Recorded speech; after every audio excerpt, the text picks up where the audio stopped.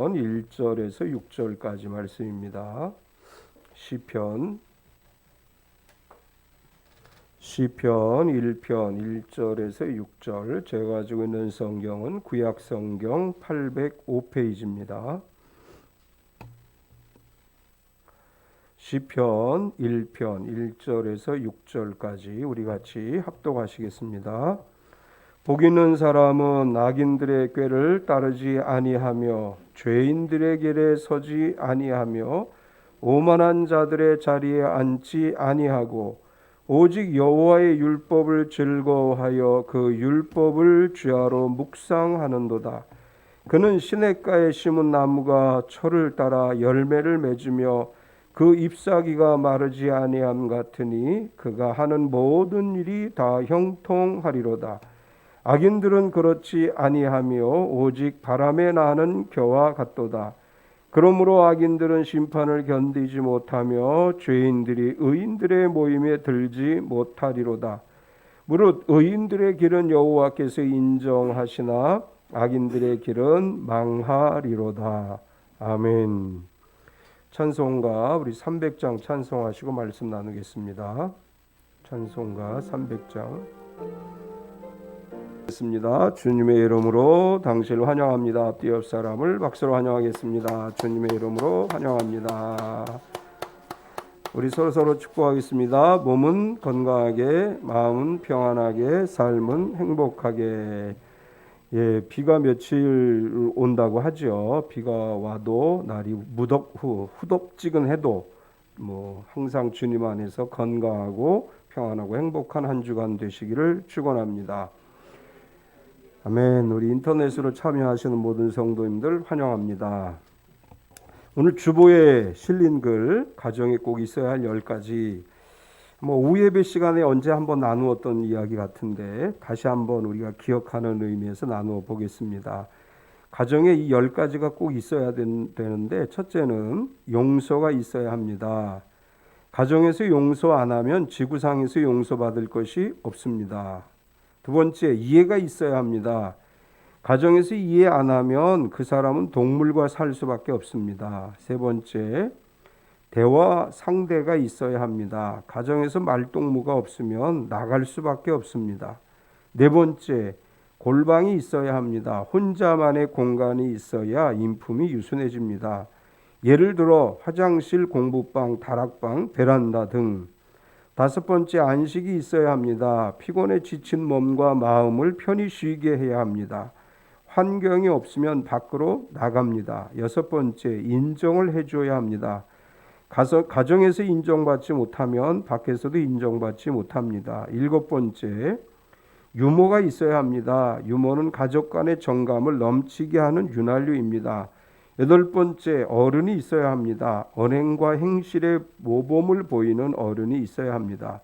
아홉 번째, 사랑이 있어야 합니다. 잘못을 꾸짖고 잘한 건 칭찬을 해주는 사랑이 있어야 합니다. 열 번째, 희망이 있어야 합니다. 미래에 대한 희망이 있어야 가정의 가치가 높아집니다. 예, 10가지가 가정에 있으면 그 가정은 행복한 가정이 되고, 그 가정이 아이들도 그렇고 어른들도 그렇고 들어가고 싶은 집이 될 것 같아요. 잘 기억했다가 특별히 부모님들 자녀들에게 또 아내와 남편이 10가지를 잘 이루는 가정이 되시기 바랍니다. 시편 1편과 시편 23편은 교회 다니고 소위 교회 좀 다닌다는 사람들은 다 외워보았던 구절이죠. 이제 개역 개정으로 바뀌면서 개역 성경으로 외웠던 이제 그 구절들이 늘 머릿속에 남아 있는 분들이 많이 있죠. 어쨌거나 시편 1편과 시편 23편은 기독교인들이 암송하는 대표적인 성경이다라는 것은 분명하지요.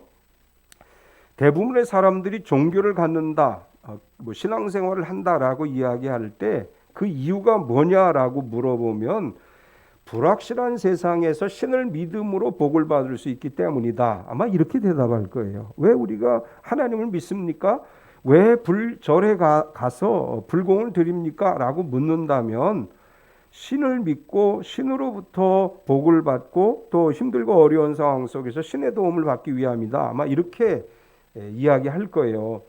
많은 사람들이 종교를 선택하고 자신들이 생각하는 신을 믿으면서 그 신이 주는 복을 받겠다 이렇게 생각을 하는데, 그러나 사람들에게 복을 줄 수 있는 신은 하나님밖에 없습니다. 근래 우리 사회의 이슈가 되는 것 중에 하나가 차별금지라고 하는 거예요. 이제 국회에서 차별금지법이라는 것을 제정하려고 하고 상당히 논의가 진척되고 있는데, 이 차별 없는 세상을 만들어야 된다. 이건 우리가 다 공감하는 이야기죠. 세상에 차별이 없어야죠. 옛날에는 뭐 우리가 다 차별이 있는 세상을 살아왔다면 이제는 서로가 서로를 존중하는 사회를 만들어가는 건 당연한 것입니다. 그런데 이 차별 금지라고 하는 이야기를 할 때 빠지지 않는 게 종교적 차별이에요. 종교적으로 우리가 서로 차별하지 말아야 된다 이렇게 주장을 하는데, 종교 차별 금지라는 관점에서 가장 차별이 심한 종교가 뭐냐라고 이야기할 때 기독교다 이렇게 이야기합니다. 왜 기독교는 차별이 심한 종교라고 이야기하느냐? 우리 이렇게 얘기해요.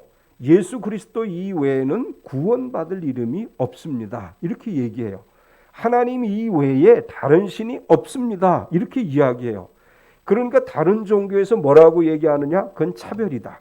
왜 하나님만 있냐? 부처님도 있고 다른 마호멧도 있고 다 다른 신도 있다. 그렇게 교회가 이야기해라 이거예요. 차별을 금지하라 이 이야기는 교회만 구원이 있고 하나님께서만 복을 주신다 이렇게 얘기하지 말고, 교회도 구원이 있고 다른 종교도 구원이 있고 하나님도 신이시고 다른 종교가 믿는 그 신도 신이다 이렇게 인정을 해라.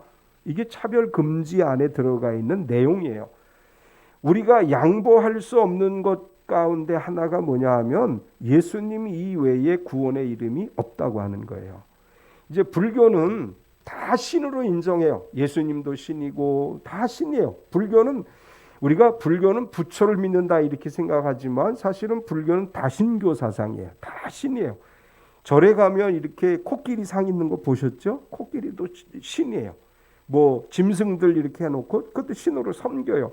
그러다 보니까 불교는 그래 기독교 인정해.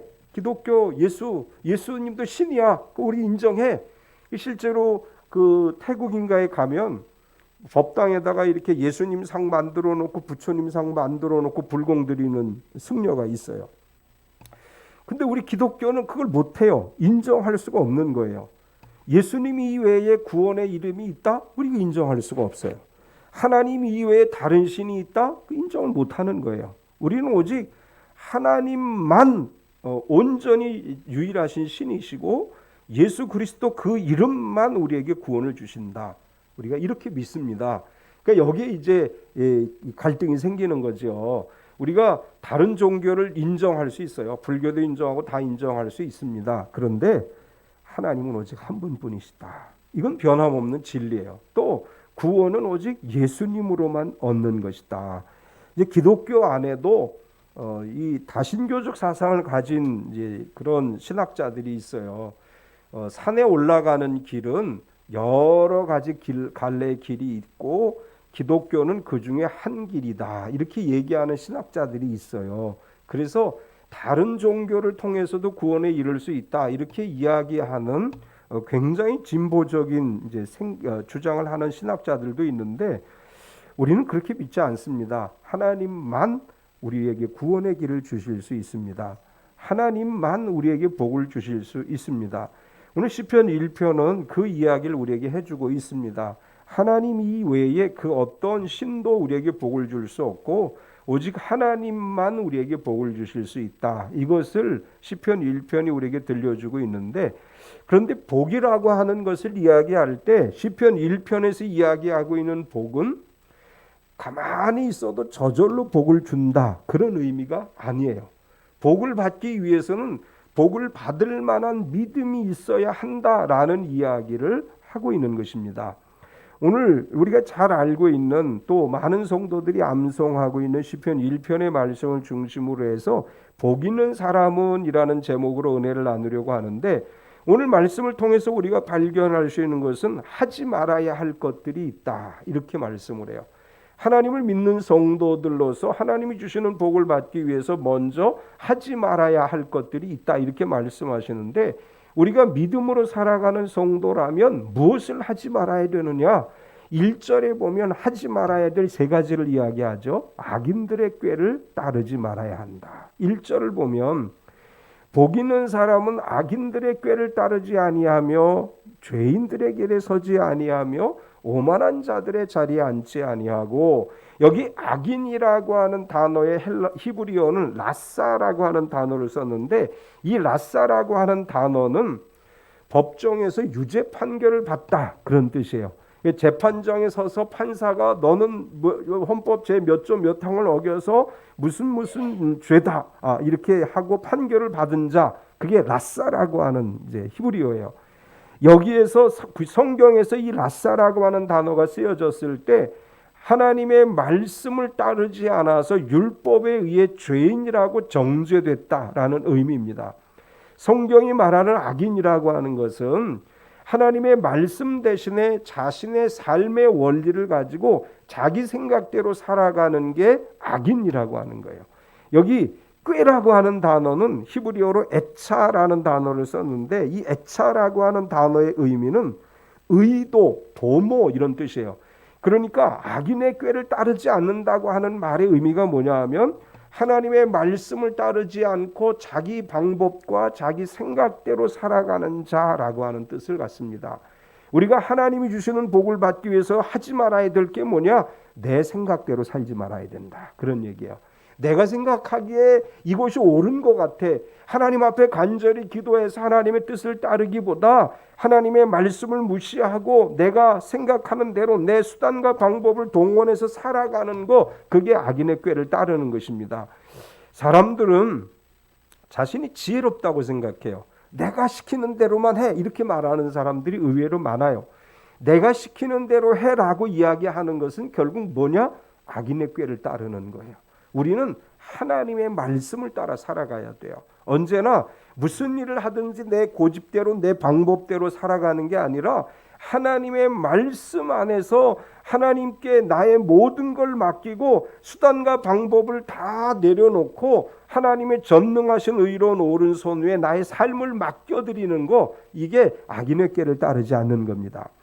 계속해서 죄인들의 길에 서지 않아야 한다, 이렇게 말하죠. 1절 중간 부분에 보면 죄인들의 길에 서지 아니하며, 죄인이라고 하는 헬라어는 핫타임이라고 하는 단어를 썼어요. 히브리어를 썼는데, 이 핫타임이라고 하는 것은 표적을 빗나가다, 길을 잃어버리다, 그런 뜻입니다.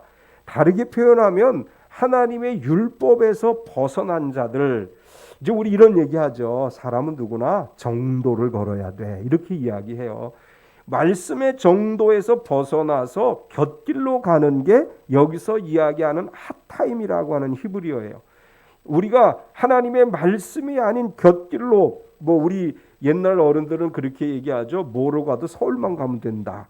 이 성경은 뭐로 가도 서울만 가면 된다, 이렇게 말씀하지 않고 가야 될 정도로 가야 된다, 올바른 길로 가야 된다, 말씀의 길로 가야 된다, 이렇게 말씀하고 있어요. 우리가 신앙생활하면서 수단과 방법을 가리지 않고 목적만 달성하면 된다라고 생각한다면 그것은 죄인들의 길에 서는 거예요. 우리가 가야 될 길에 관해서 바울 사도는 빌립보 3장 14절에서 이렇게 얘기를 해요. 표대를 향하여 그리스도 예수 안에서 하나님이 위해서 부르신 부름의 상을 위하여 달려가노라. 우리는 분명히 표대를 향하여서 목적을 정하고 그 표대를 향하여 달려가는 성도가 돼야 돼요. 목표를 향해서 달려갈 때 곁길로 가면 실격이죠. 마라톤 하는 선수들이 마라톤을 할 때 정해주는 코스대로 가야지, 조금 빨리 가기 위해서 샛길로 빠져서 목적지까지 간다고 했을 때 그 사람은 상을 못 받는 거예요. 정도로 가야 상을 받죠. 우리가 하나님을 믿는 성도라면 하나님의 말씀을 붙들고 표대를 향하여 부르심의 상을 위해 달려가는 믿음의 사람들이 되어야 될 줄 믿습니다. 모세가 죽은 뒤에 이스라엘을 이끌고 가나안으로 들어간 여호수아에게 하나님께서 이렇게 말씀하셨어요. 여호수아 1장 7절을 보면 오직 강하고 극히 담대하여 나의 종 모세가 내게 명령한 그 율법을 다 지켜 행하고 우로나 좌로나 치우치지 말라. 그리하면 어디로 가든지 형통하리니. 죄인들의 길에 서지 않는다는 것은 하나님의 말씀을 붙들고 우로나 좌로나 치우치지 않고 우리를 부르신 부르심의 상을 따라 푯대를 향하여 나아가는 것이다. 이렇게 말할 수 있습니다. 또 우리가 하지 말아야 될 것에 대해서 오만한 자들의 자리에 앉지 말아야 된다. 1절 마지막 부분에 보면 오만한 자들의 자리에 앉지 아니하고, 이 오만한 자라고 하는 단어의 히브리어는 레침이라고 하는 히브리어를 썼는데, 이 레침이라고 하는 히브리어의 의미는 조롱하다, 비웃다라는 단어에서 이제 유래가 됐고, 오만한 자라고 하는 성경의 의미는 조롱하는 자라는 의미예요. 여기서 조롱한다고 하는 것은 하나님을 향해서 악한 말로 조롱하고 비웃는 자들이라는 의미이고, 베드로 사도는 베드로후서 3장 3절에서 이렇게 이야기했습니다. 먼저 이것들을 알지니 말세에 조롱하는 자들이 와서 자기의 정욕을 따라 행하며 조롱하여, 말세에 조롱하는 자들이 와서 그리스도의 재림을 믿는 성도들의 재림신앙을 조롱하고 하나님을 믿는 사람들을 조롱하고 자기 정욕대로 살아가게 될 것이다. 이렇게 베드로 사도가 이야기하고 있는데, 오만한 자라고 하는 말의 의미는 하나님이 없다라고 이야기하고 하나님을 믿는 성도들을 조롱하면서 비웃는 자들이라고 하는 뜻입니다. 오늘 우리 사회 속에서 우리 주변에 하나님을 믿고 열심히 신앙생활하는 사람들을 조롱하고 자기가 가지고 있는 지식이 최고라고 생각하는 사람들이, 이런 사람들이 바로 자신들이 오만한 자의 자리에 앉아 있는 사람들이다. 이렇게 얘기할 수 있습니다. 이 앉는다고 하는 단어도 사실은 히브리어에서 야샤브라고 하는 단어를 썼는데, 이 단어의 의미는 앉다, 머무르다, 살다, 거주하다 이런 뜻이에요. 그러니까 오만한 자의 자리에 앉는다는 것은 단순히 앉는다 이런 의미가 아니라 거기 살고 있다, 그렇게 산다, 그렇게 오만하게 저 하나님을 조롱하면서 살아가는 무리들 속에서 함께 그들이 머물고 있다, 그런 뜻입니다. 이제 1절에서 복 있는 사람들이 하지 말아야 될 세 가지를 이야기하면서 따르고 서고 앉고라고 표현했어요. 이것은 점진적인 이제 영역으로 확대되는 것을 이야기하는데, 처음에 이제 그 따르는 정도였다면 나중에는 길에 서고 나중에는 거기 머무르게 된다. 점진적으로 그렇게 하나님이 기뻐하지 않는 삶으로 나아가는 그런 길을 가는 것이 아니고, 복 있는 사람은 점진적으로 믿음이 성장해 가야 된다, 이렇게 말씀하는 거예요. 우리는 성장하는 그리스도인이 돼야 돼요. 어제와 오늘이 똑같은 것이 아니라 어제보다 더 발전되고 성장한 신앙으로 하나님을 섬기는 성도가 돼야 될 줄 믿습니다. 두 번째는 우리가 해야 할 일들이 있다고 이야기해요. 여기서 복 있는 사람은 이라고 하는 히브리어는 아슈레이 하이쉬라고 썼는데, 아슈레이 하이쉬라고 하는 히브리어는 그 사람의 복이여라고 하는 뜻입니다. 이제 성경에 보면 우리가 그냥 복이라고 한글로 돼 있는데, 히브리어로 복이라고 하는 단어는 크게 두 가지를 써요. 아샤르라고 하는 단어와 바라크라고 하는 단어를 씁니다. 이제 바라크라는 단어는 제가 설명을 많이 했어요. 이 바라크라고 하는 단어는 무릎이란 뜻이 있어요. 그래서 무릎을 꿇어 하나님을 경배할 때 하늘에서부터 우리에게 복을 내려주신다, 이렇게 이야기할 때 바라크라는 단어를 썼습니다. 그런데 시편 1편에서는 바라크라는 단어를 쓴 게 아니라 아샤르라고 하는 단어를 썼어요. 이 아샤르라고 하는 단어의 의미는 뭐냐 하면 하나님과 인격적인 교제 안에서 하나님 말씀에 순종했더니 하나님이 나에게 복을 주셨다, 이런 뜻이에요. 그러니까 아샤르라고 하는 말은 하나님 보시기에 복받을 만한 일을 했고, 그래서 하나님이 나에게 복을 주셨어, 이것을 증거할 때 아샤르라고 하는 단어를 사용하는 것입니다. 그리고 이 아샤르라고 하는 단어 안에는 올바르다, 번영하다, 그런 뜻을 담고 있어요. 우리가 하나님 앞에 올바로 서서 하나님이 기뻐하시는 일을 행하게 될 때 번영하게 되고 하나님께서 그 사람의 삶에 풍성한 복을 내려주신다. 이제 그런 의미로 사용되어져 있습니다. 시편 1편에서 그 사람은 복이 있다. 그 사람의 복이라고 이야기할 때 어떤 사람이 복이 있느냐? 두 가지를 이야기했죠. 여호와의 율법을 즐거워한다. 2절을 보면 오직 여호와의 율법을 즐거워하여 그 율법을 죄하로 묵상하는 자로다. 복 있는 사람이 되기 위해서 가장 먼저 해야 될 것은 여호와의 율법을 즐거워하는 것입니다. 여기서 이제 율법이라는 것은 우리가 잘 이해하지요. 구약 시대에는 모세오경을 율법이라고 표현을 했고, 그리고 선지자들의 글을 통틀어서 전부 다 이제 율법이라고 통칭을 합니다. 예수님이 오신 뒤에 우리가 율법이라고 할 때 예수님의 말씀을 근거로 한 성경 전체를 우리가 율법이라고 해석하게 되고, 따라서 여호와의 율법을 즐거워한다고 하는 것은 하나님의 말씀을 즐거워하는 것입니다. 하나님의 말씀 안에서 하나님의 뜻을 깨닫고 기뻐하는 상태를 이야기하지요. 어떤 사람들이 이렇게 얘기해요. 잠이 안 올 때 성경책을 머리맡에 두면 잠이 잘 옵니다. 이렇게 얘기하는 사람이 있어요. 예전에 제가 문정동에 사역할 때 어느 분이 그렇게 얘기해요. 목사님, 저는요 잠이 안 오면 성경책을 머리맡에 놓고 자요. 그럼 잠이 잘 와요. 이렇게 얘기하는 사람이 있었어요.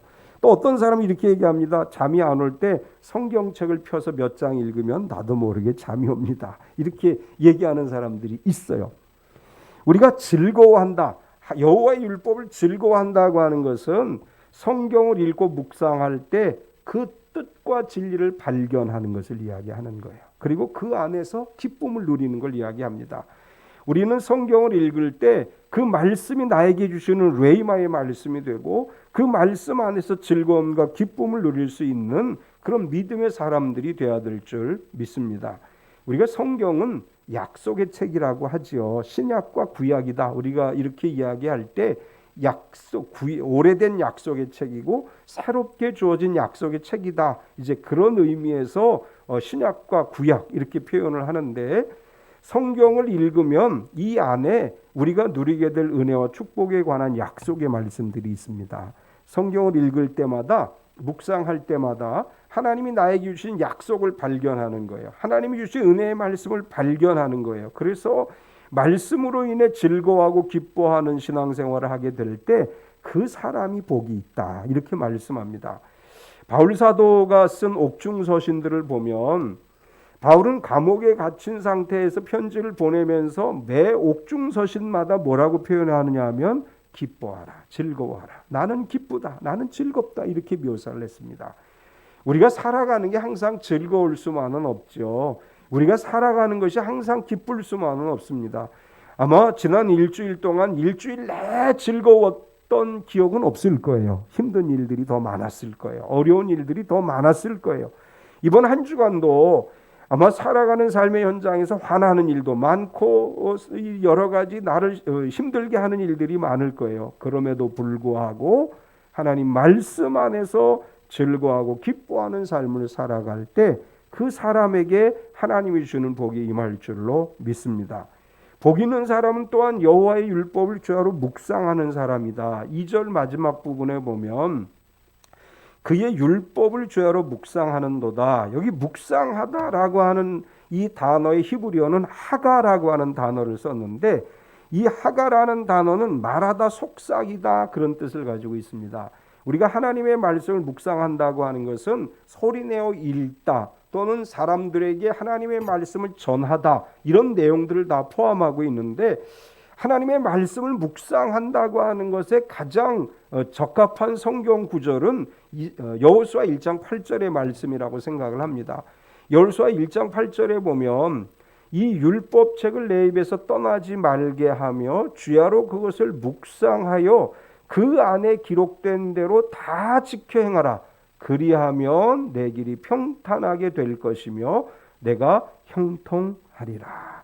시편 1편 2절의 말씀을 잘 설명한 얘기죠. 여호수아 1장 8절에 우리 하나님의 말씀을 주야로 묵상하는데 단순히 묵상하는 것으로 그치는 것이 아니라 그 말씀을 기록된 대로 지켜 행하게 되면 이 시편 1편에서 얘기하는 것처럼 내 길이 평탄하게 되고 내가 형통하게 될 것이다. 이렇게 말씀합니다.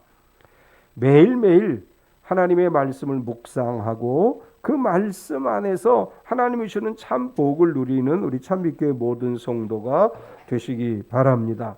존 필릭스 목사님이 하나님의 말씀을 묵상하는 방법이라는 글을 썼는데 이렇게 간단하게 표현했어요. 우리는 하나님의 면전으로 나아가 성경을 펴들고 오 주여 말씀하소서 주의 종이 듣겠나이다 라고 말한다. 그 다음에 하나님의 말씀을 깊이 묵상하는 방법으로 성경을 읽고 성경의 진리를 이해하여 그 진리를 이해한 말씀을 사용하려고 노력하는 것이 진정한 묵상이다. 이렇게 표현을 했어요. 하나님 말씀을 접할 때 오 주님 오늘도 나에게 말씀하여 주옵소서 내가 듣겠나이다. 그리고 그 말씀을 통해 나에게 하나님이 주시는 메시지가 무엇인지를 발견하게 하옵소서라고 기도할 때 하나님의 성령께서 말씀 안에서 진리를 알게 하시고 그 말씀대로 우리가 살아가게 하실 줄 믿습니다. 하나님의 말씀을 즐거워하고 그 말씀을 죄하로 묵상하는 참빛교회 모든 성도가 되시기를 축원합니다. 세 번째, 받을 복에 대해서 말씀을 해요. 우리가 이렇게 여호와의 율법을 즐거워하고 죄하로 묵상하게 되면 하나님이 주실 복이 있는데 하나님이 우리에게 주시는 복을 세 가지로 묘사했습니다. 시냇가에 심은 나무와 같은 복을 받는다. 3절에 보면 그는 시냇가에 심은 나무가 철을 따라 열매를 맺으며 그 잎사귀가 마르지 아니함 같으니 그가 하는 모든 일이 다 형통하리로다. 시냇가에 나무가 심어져 있으면 시냇가로부터 생수를 공급받아서 잘 자라게 되죠. 근데 여기 시냇가라는 단어는 히브리어로 팔라그라는 단어를 썼습니다. 이 팔라그라는 단어는 어떤 단어이냐면 인공적으로 만들어진 시내라는 뜻이에요. 이제 이스라엘은 성지순례를 아직 안 가보셨죠. 원래 올해 우리가 가기로 했었는데 못 갔는데 성지순례를 가보면 이스라엘의 시내는 간헐천이에요. 이 간헐천이라는 건 뭐냐면 시내처럼 생기긴 했는데 물이 없어요.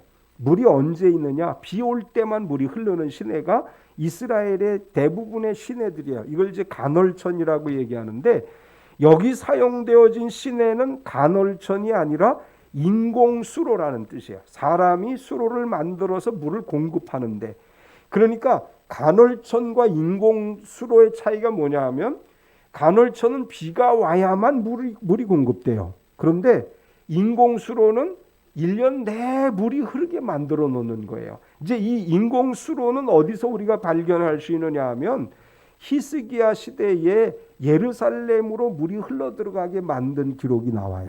이제 인공수로를 팠다고 하는 기록이 나오는데 여기서 이야기하는 시냇가라는 것은 인공시내를 수로를 이야기하는 것으로서 하나님께서 우리를 위해 1년 12달 365일 매일같이 물이 흐르는 인공수로를 만들어 주시고 거기에 우리의 믿음의 나무가 심기워짐으로 인해서 하나님의 말씀과 성령의 생수를 받아서 하나님이 주는 복을 누리게 된다. 이런 말씀입니다. 우리 참빛교회 모든 가정마다 하나님의 인공수로가 세워지기를 축원합니다. 우리의 가정마다 간헐천이 아니라 어쩌다 은혜 받는 그런 믿음이 아니고 매일매일 끊임없이 성령의 생수가 흘러넘치고 끊임없이 하나님의 말씀의 물이 넘쳐나는 여기서 이야기하는 팔라그의 시내가 우리에게 주어진 하나님의 은혜의 자리인 줄로 믿습니다. 이렇게 시냇가에 나무가 심기워지면 물이 계속해서 공급되어지기 때문에 그 나무들은 속이 꽉 찬 열매를 거두게 돼요. 겉보기에는 좋은데 알맹이 열어보면 알맹이가 없는 걸 우리가 쭉정이라 그러죠. 쭉정이와 같은 것이 아니라 때가 되면 철이 되면 풍성한 알곡으로 가득 찬 열매를 거두게 하는 하나님의 은혜가 우리에게 임한다고 말씀합니다. 우리 참빛교회 모든 성도들의 삶이 알곡을 거두어 드리는 삶이 되시기를 축원합니다. 겉으로 보기에는 풍성한 것 같은데 내용이 없는 게 아니라 속이 꽉 찬 열매로 가득히 거두어 드리는 복이 시냇가에 심은 나무들에게 나타나게 될 줄로 믿습니다. 이제 철을 따라 열매를 맺는다고 얘기하고 그 다음에 잎사귀가 마르지 않는다. 잎사귀가 마르지 않는다는 건 열매와도 관련이 있죠. 그런데 잎사귀가 마르지 않는다고 하는 것에 관해서 계시록 22장 2절이 이렇게 설명을 했습니다. 길 가운데로 흐르더라. 강 좌우에 생명나무가 있어 12가지 열매를 맺되 달마다 그 열매를 맺고 그 나무 잎사귀들은 만국을 치료하기 위하여 있더라. 계시록에서 잎사귀는 만국을 치료하는 치료제라고 표현을 했습니다. 오늘 하나님을 예배하고 하나님의 말씀을 즐거워하고 그 말씀을 죄하러 묵상하기를 좋아하는 우리 참빛교회 모든 성도들이 시냇가에 심은 나무와 같이 열매가 철마다 맺혀지고 또한 그 잎사귀가 치료제가 돼서 주님 안에서 건강하고 평안하고 행복한 삶을 누리게 되어지기를 축원합니다. 또한 하는 모든 일이 다 형통하게 된다. 3절을 다시 보면 그가 하는 모든 일이 다 형통하리로다. 이제 형통하리로다라고 하는 히브리어의 의미는 앞으로 나가다, 발전하다, 이제 이런 뜻을 담고 있습니다. 우리가 하나님이 말씀하시는 시편 1편의 형통의 복을 누린다는 것은 점진적으로 하나님의 복이 확대되어진다. 우리의 신앙이 점진적으로 발전해 간다. 그런 의미로 해석할 수 있습니다. 우리의 믿음이 머뭇거리는 믿음이 돼서는 안 돼요. 우리가 믿음의 사람들이라면 말씀을 의지해 담대하게 나아갈 때 형통하는 역사가 일어날 줄 믿습니다. 형통한 사람들은 말씀을 의지해 나아가는 사람들이고 누가복음 5장 5절에 보면 시몬이 대답하여 이르되 선생님 우리들이 밤이 새도록 수고하였으되 잡은 것이 없지만은 말씀에 의지하여 내가 그물을 내리리다 하고 우리가 노력해도 하나도 결실이 없을 수 있습니다. 열심히 일을 해요. 직장에서 일을 하고 사업체에서 일을 했는데 열심히 일했음에도 불구하고 시몬이 이야기하는 것처럼 밤새 고기잡이에 한 마리 잡지 못한 것처럼 우리가 아무런 결실을 거두지 못할 때가 있습니다. 그런데 말씀을 의지해 그물을 내릴 때, 말씀을 의지해 나아갈 때 하나님의 역사가 일어날 줄 믿습니다. 이 형통이라고 하는 말의 의미는 그런 의미예요. 말씀을 의지해 내가 나아가겠습니다. 말씀을 의지해 전진하겠습니다. 말씀을 의지해 나아갈 때 형통한 역사가 일어나고 말씀을 의지해 나아갈 때 하나님의 역사가 일어나게 될 줄 믿습니다. 우리가 하나님께 받을 세 번째 복은 그의 길을 여호와께서 인정하신다. 6절을 보면 무릇 악인들의 길은 여호와께서 인정하시나 악인들의 길은 의인들의 길은 여호와께서 인정하시나 악인들의 길은 망하리로다. 여기 인정한다라는 말은 알다, 이해하다 그런 뜻이에요. 그러니까 하나님께서 우리의 길을 인정하신다 이 말의 의미가 뭐냐 하면 하나님이 너의 길을 아신다. 하나님이 너의 길을 이해하신다. 그런 뜻이에요. 아신다, 이해하신다 이 말의 의미는 뭐냐 하면 우리가 지금 살아가는 삶의 현장에서 뭘 필요한지를 알고 계시고 우리가 지금 어떤 어려움 속에 처해 있는지를 이해하시고 거기에 필요한 것들을 채워주신다는 의미예요. 하나님께서 우리를 인정하셔서 단순히 그런 의미가 아니고 나의 가는 길을 아시고 내가 처한 상황을 이해하시고 거기에 필요한 것들을 채워주신다. 이런 의미로 여기서 말씀하고 있는 것입니다. 하나님께서 우리의 길을 아십니다. 하나님께서 우리의 길을 아시고 하나님께서 우리를 이해하셔요. 따라서 우리가 가는 길에 하나님의 돕는 역사가 일어날 줄 믿습니다. 이번 한 주간 살아가는 삶의 현장에서 이 말씀이 기억났으면 좋겠어요. 하나님이 나의 길을 아십니다. 하나님이 내가 하는 것을 다 이해하십니다. 하나님이 지금 나에게 무엇이 필요한지를 아시고 그것들을 채워주십니다. 이 믿음을 가지고 한 주간을 살아가는 참빛교회 성도가 되시기를 축원합니다. 이제 자세하게 얘기는 하지 않겠지만 악인들의 결말에 대해서도 얘기를 하죠. 4절에서 6절까지를 보면 악인들은 그렇지 아니하며 오직 바람에 나는 겨와 같도다. 그러므로 악인들은 심판을 견디지 못하며 죄인들은 의인들의 모임에 들지 못하리로다. 무릇 의인들의 길은 여호와께서 인정하시나 악인들의 길은 망하리로다. 악인은 바람에 나는 겨와 같이 순식간에 다 날아가 버리고 무가치한 존재가 되고 결국은 심판에 이르게 된다. 이렇게 말씀합니다. 이제 뭐 악인들에게 나타날 현상을 자세하게 설명하지 않겠습니다. 왜냐하면 우리 참빛교회 성도들은 이 일들을 겪지 않을 것이고 복 있는 사람의 삶을 살아갈 것이기 때문에 이런 일들이 우리 가운데 일어나지 않을 줄 믿습니다. 참빛교회 모든 성도들이 여호와의 말씀을 즐거워하고 그 율법의 말씀을 죄하러 묵상하는 신실한 성도가 돼서 시냇가에 심은 나무와 같은 복을 받고 모든 것이 형통하고 하나님의 인정을 받는 참빛교회 성도가 되시기를 축원합니다. 참 좋으신 하나님 감사합니다. 오늘도 우리가 주님 앞에 나와 하나님을 예배하고 말씀을 듣게 하심을 감사합니다. 우리가 하나님의 말씀을 늘 즐거워하며 그 말씀을 취하러 묵상하는 성도가 돼서 시냇가에 심겨진 나무와 같이 철을 따라 열매를 맺고 그 잎사귀가 마르지 아니하므로 치료함을 받고 또 하는 모든 일이 형통하게 되고 우리의 길을 여호와께서 인정하시니 우리가 늘 믿음 안에 승리하는 삶을 살아가게 하여 주시옵소서. 때로 우리가 실패한 것처럼 보일 때가 있습니다. 베드로가 밤새 물고기 잡이 했지만 한 마리도 잡지 못했던 것처럼 때로 우리의 수고가 헛된 것처럼 보일 때가 있지만 말씀을 의지해 그물을 내리고 말씀을 의지해 앞으로 나아감으로 하나님이 주는 형통의 복을 누리는 우리 참빛교회 모든 성도가 되게 하여 주시옵소서. 계시록에 말씀한 것처럼 잎사귀가 만국을 치료하는 역사가 이룬다고 말씀하셨사오니 질병으로 고통당하는 성도들이 치료되게 하여 주시고 특별히 이 나라 대한민국이 코로나19로부터 속히 자유로워지게 하셔서 평범한 일상이 회복되게 하여 주시옵소서. 이를 위해서 수고하는 대통령과 또 정부 관계자들, 의료진들을 붙들어 주시고 온 국민이 한 마음으로 합력하여 이 위기를 잘 극복하고 하나님의 은혜와 복을 누리는 대한민국으로 세워져 가게 하여 주시옵소서. 예수님의 이름으로 기도드리옵나이다. 아멘.